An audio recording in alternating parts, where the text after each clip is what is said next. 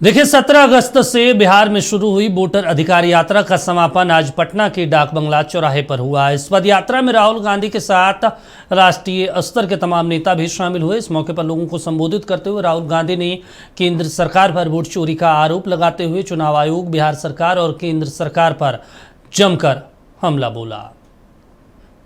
महाराष्ट्र में NCP, Congress party और शिवसेना से चुनाव चोरी किया गया था। ये 100% सच है। तकरीबन 1 करोड़ नए वोटर लोकसभा चुनाव के बाद वोटर लिस्ट में जोड़े जाते हैं, बढ़ाए जाते हैं। नए वोटर आके वोट करते हैं। हमारे गठबंधन का जो वोट था, जितना हमें लोकसभा में मिला उतना हमें विधानसभा में मिला, 1 वोट कम नहीं हुआ। और सारे के सारे नए वोट बीजेपी के अलायंस के खाते में गए। लोकसभा हम जीते, विधानसभा में हमारी पार्टियां तीनों के तीनों मजबूत पार्टियां साफ हो गई। क्यों? क्योंकि इलेक्शन कमीशन ने और बीजेपी ने मिलकर वोट चोरी की। हमने साफ दिखाया। महादेवापुरा में बेंगलोर सेंट्रल की सीट में हमने साफ दिखाया कि एक असेंबली में 1 लाख से ज्यादा फर्जी वोटर थे।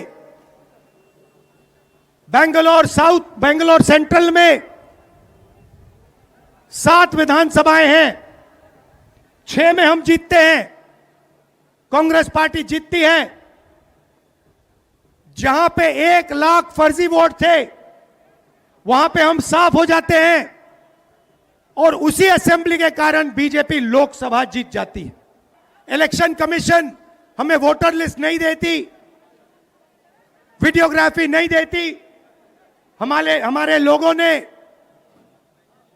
कागज की वोटर लिस्ट से फोटो मिलाकर, नाम मिलाकर, एड्रेस मिलाकर यह काम किया। 4 महीने लगे, 16-17 घंटे काम किया और हमने देश के सामने सबूत रखा। ब्लैक एंड व्हाइट में हमने सबूत रखा।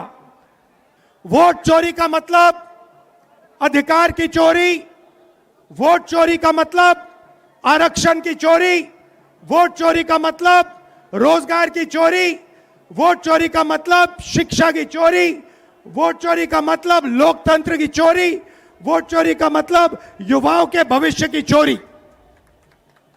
ये सिर्फ वोट नहीं ले रहे हैं, ये आपकी जमीन, आपका राशन कार्ड, सब कुछ उठा ले जाएंगे, अदानी अंबानी को दे देंगे।